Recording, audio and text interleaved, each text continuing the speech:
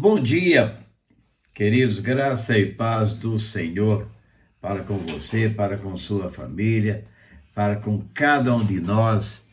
Hoje é domingo, dia 24 de setembro, e nós estamos hoje encerrando mais um trimestre das nossas lições da revista Palavra e Vida da nossa Convenção Batista Fluminense. Pois é, o hino que nós acabamos de ouvir diz ali: muitos falam dos perigos do caminho em que eu estou. Mas Jesus está conosco, né? E a lição de hoje, o tema dela é força para prosseguir. Deus no controle das nossas vidas. O texto bíblico, o texto base, Ruth 3 e 4. Então vejamos aqui a parte da introdução, né, da nossa lição de hoje.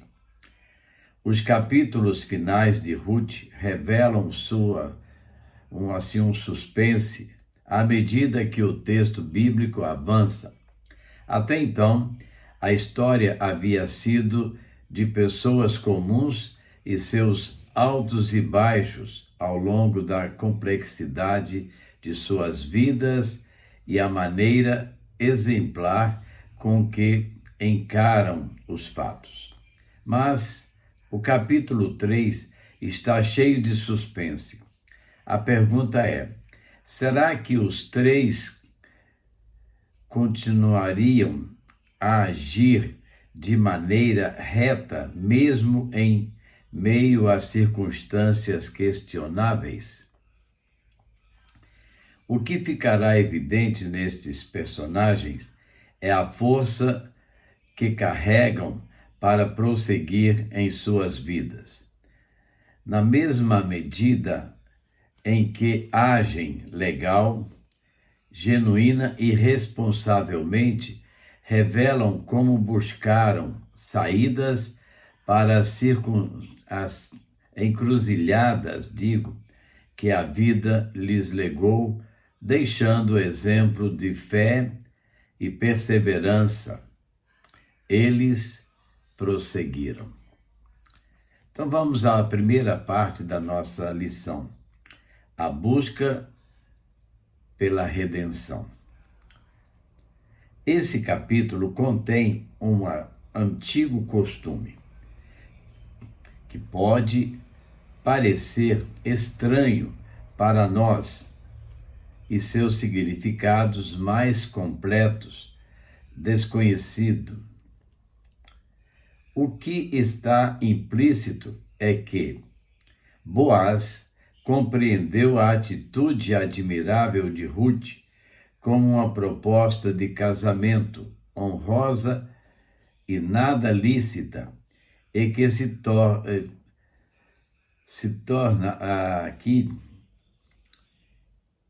se tornar marido de Ruth era uma das funções do seu papel de resgatador.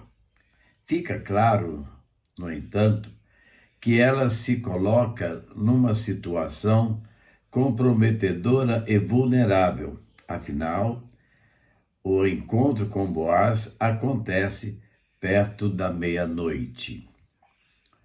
Boaz revela uma postura inquestionável. Primeiro, porque se sente honrado com a proposta de casamento de Ruth, por imaginar que a jovem fosse preferir ou buscar alguém bem mais novo do que ele, independentemente de ser pobre ou rico. Segundo, porque informa que há outro resgatador que o antecede. Muito longe de demonstrar um caráter duvidoso e ambíguo, o fazendeiro não assume quaisquer compromissos sem antes consultar o resgatador de direito. Suas palavras em Ruth 3,13 retratam sua honestidade. Coisa bonita, né? Boaz não perdeu tempo algum em cumprir sua promessa. Na manhã seguinte, se dirigiu à porta do povoado de Belém, local próprio para tratar publicamente assuntos legais, e onde os anciãos serviam como testemunha. Ele apresentou integralmente o assunto ao parente mais próximo de Elimeleque, seu direito e privilégio de comprar, redimir o terreno que havia pertencido ao falecido. Ao que parece, o parente próximo não havia percebido ainda que competia a ele redimir a terra. Ele respondeu que a redimiria, mas quando soube que também teria que se casar com Ruth e que o terreno seria a herança do filho que resultaria dessa união, ele mudou de ideia. Não quis prejudicar a herança dos filhos que levariam seu nome. O homem tira seu calçado, Boaz redime a propriedade do marido de Noemi e recebe Ruth como esposa. Em linhas gerais, a busca pela redenção é o tema que sintetiza esse trecho das Escrituras. Em Ruth, temos o esforço de uma jovem viúva para exercer o seu direito, mas, sobretudo, para dar novo significado à sua vida. Ela luta, persiste e avança para alcançar sua redenção. Do outro lado, temos Boaz, que na mesma medida não mede esforços e mecanismos para servir de redentor. É impossível não olhar para o relato e não traçarmos uma conexão com o pecador e Cristo. O primeiro busca sua redenção porque está entregue ao mundo sem perspectiva e solução. O segundo, Jesus, não mede esforços para redimir e salvar. Dá a vida para que aquele que o busca possa encontrá-lo e ser salvo. Linda história, né? Essa comparação maravilhosa também. Segundo momento da nossa lição, a redenção. A narrativa da redenção de Ruth e, consequentemente, a de sua família, apresenta aspectos importantes. Primeiro, a disposição de Boaz. Segundo, a bênção proferida pelas testemunhas, mencionando Raquel e Lia. Terceiro, a menção a Pérez, filho de Tamar. E quarto, a volta de Noemi ao centro da história. Então eles fazem assim um círculo e para ao final fechar aquela proposta que seria importante para a família de Noemi. Naquilo que se refere a Boaz, temos a sua preocupação em não deixar dúvidas, acerca do seu proceder. Ele resgata tudo o que é da família de Elimeleque e de seus 2 filhos. Não é responsável parcialmente por algo, mas integralmente assume o que lhe é devido. Outro detalhe importante está no fato de que registra que toma por mulher Ruth, a moabita, que foi esposa de Malom. Ao afirmar a origem de Ruth, está demonstrando que a mulher abraçara a sua religião, não havendo óbices para o casamento, com bem preceituava a lei. O segundo aspecto importante no processo de redenção está na bênção e menção que as testemunhas fazem sobre Raquel e Lia, e o fizeram pelo menos por duas razões. A. Estavam aceitando Ruth na família de Israel. Desse modo, aquela gentia foi incorporada oficialmente ao povo de Deus. B. Era um tipo de bênção usada em casamentos. Eles fizeram Boaz lembrar que as duas matriarcas, Raquel e Lia, tinham edificado a casa de Israel, e então exortaram-no a agir de modo digno em seu próprio lugar, em Belém. A cidade não era a nação inteira de Israel, mas a representava, e era ali que Boaz havia de constituir família. O que ele fizesse ali seria importante para a nação como um todo. A menção à casa de Pérez é de simbologia singular. Tamar coabitara com Judá, seu sogro, e gerou filhos. Foi por meio dele que a linhagem de Judá continuou. Portanto, as testemunhas diziam agora a Boaz: sê um vencedor como Pérez, sobressai-te em todas as coisas, honra a linhagem de Judá.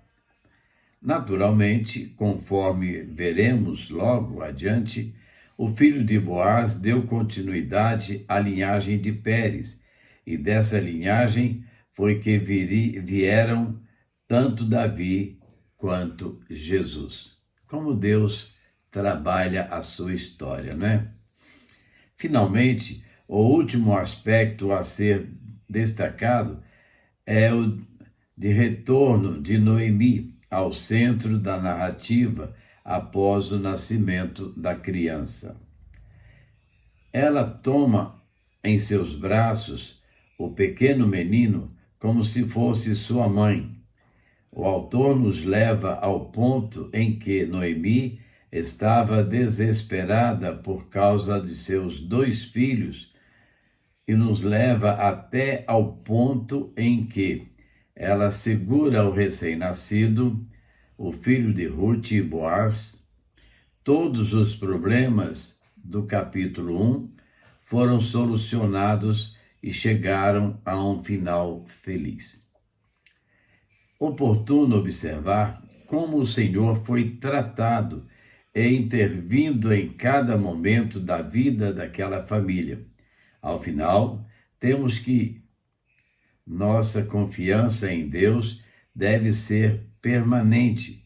Ele vai conduzindo nossa história, não perde o controle e não deixa de derramar suas bênçãos sobre os que o temem e o amam.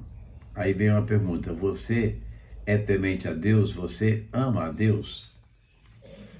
Terceiro momento da nossa lição: o Supremo Redentor. A genealogia contida na parte final do livro de Ruth é sui generis. Ela trata o histórico da família desde Pérez, filho de Judá, até o grande rei Davi. Ela faz a conexão entre Moabe, Davi e Jesus. Embora os moabitas fossem descendentes de Ló e sua filha por incesto, e fossem, portanto, primos de Israel, foi-lhes negada a entrada na congregação israelita até a 10ª geração. Evidentemente, aquela lei aplicava-se aos homens moabitas e não às mulheres, de modo semelhante ao regulamento registrado em Deuteronômio 21, 10 a 13, acerca da mulher prisioneira, recebida como esposa. Essa conexão moabita enfatiza que, embora a linhagem de Davi e do Messias fosse formada apenas de hebreus, pelo lado paterno, ela incluía muitas mulheres gentias. Tamar e Raabe eram cananeias, Rute moabita e Naamá, mãe de Reboão, amonita. O Messias realmente veio de extensa gama de nacionalidades pela sua linhagem materna. Em alguma medida, o livro mostra que os benefícios de uma aliança com Deus não têm limites nacionais, raciais, ou pelo fato de ser homem ou mulher. Em nenhuma parte da obra e origem de Ruth é preterida. Pelo contrário, reiteradamente é chamada de moabita. Isso nos mostra que, independente da origem, situação, formação, etc., todos podem, mediante a fé, ingressar na família de Deus. Sendo assim, é pertinente registrar que o livro apresenta ao menos duas referências básicas relativas à pessoa de Jesus. Primeiro, deduz-se que Boaz seja um tipo de Cristo, como um parente redentor, qualificado e disposto a redimir o seu povo. E esse é um aspecto da obra de Cristo, ilustrado aqui e em nenhum outro lugar da Bíblia. A expressão resgatar é usada 6 vezes em Ruth. Como redentor do crente, Cristo torna-se o seu redentor para pagar todas as suas dívidas, seu vingador para defendê-lo de todos os adversários, seu mediador para conseguir reconciliação e seu noivo para a união e comunhão perpétua. Segundo, o nome de Boaz está registrado em todas as genealogias de Jesus, mas somente em Mateus 1:5, Ruth também é mencionada, assim como o nome de 3 outras mulheres estrangeiras. O ponto cristológico parece ter o objetivo de enfatizar a ampla genealogia internacional do Messias, que viria trazer salvação para todas as nações. Assim temos que Jesus é o Supremo Redentor. Ele se faz membro da raça humana como um qualificado parente. Ele proporcionou plena redenção, pagando a dívida do pecador, dando-lhe felicidade.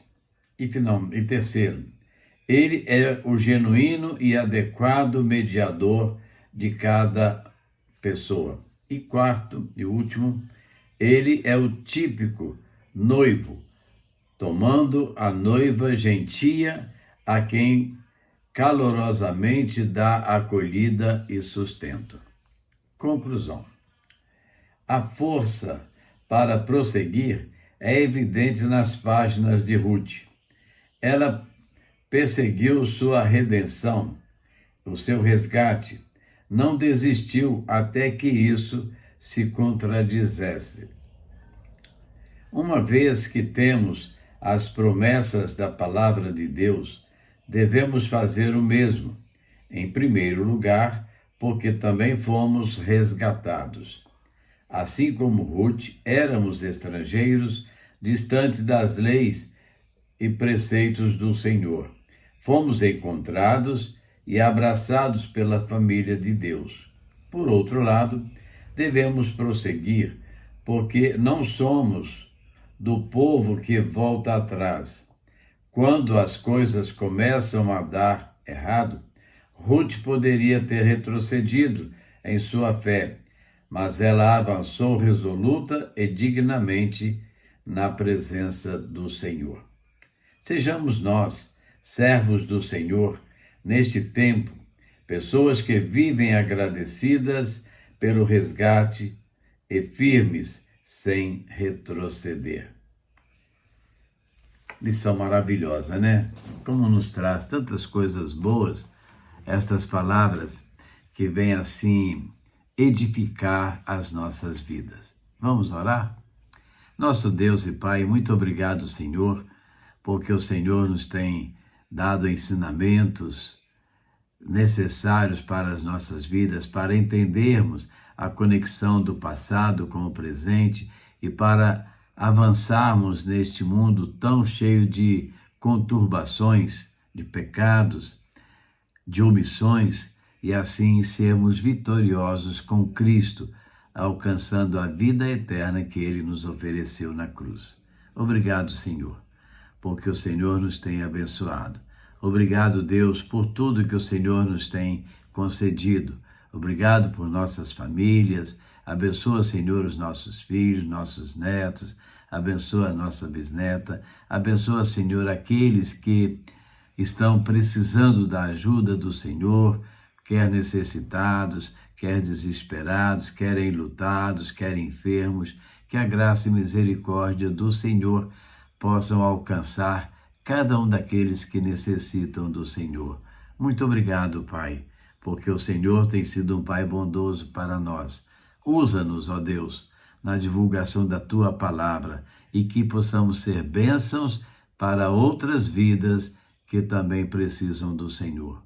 Muito obrigado. Oramos agradecidos no nome de Jesus. Amém? Amém, não é mesmo? Então vamos a mais aqui uma melodia para o nosso enlevo espiritual, né? Aqui a lição falou de buscar uma atitude segura, né? E para isso precisamos de um companheiro perfeito, um companheiro que seja assim voltado para nós. E Cristo é esse companheiro.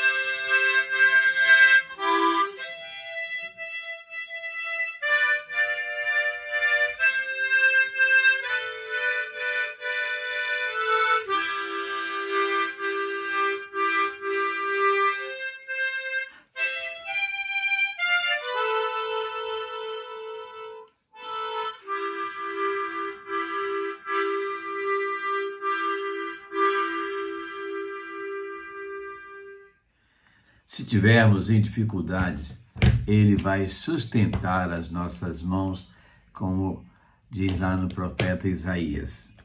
Eu te sustento com a minha mão direita, com a destra da minha mão. E assim, queridos, estamos chegando ao final de mais uma EBD em casa, o estudo através da nossa escola bíblica discipuladora, mais uma lição para a edificação das nossas vidas. A todos um bom dia, um bom domingo, na graça e paz do Senhor. Curta esse domingo aí com a sua família e logo mais, não deixe de ir à casa do Senhor, celebrar ao Senhor.